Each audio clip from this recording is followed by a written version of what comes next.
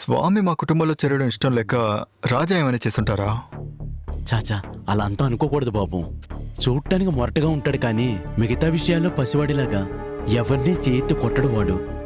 ఓసారి జోష్యని కొట్టాడు. ఆ తర్వాత మీరు ఎలా ఊహించి అడుగుతున్నారో కానీ బాబు, వాడు మనసు లోపల ఎన్నో కష్టాలున్నాయి. సామి లేకుండా వాడికి ఎక్కడి నుంచి వస్తుంది బలం? వాడెందుకు ఇలా చేస్తాడు?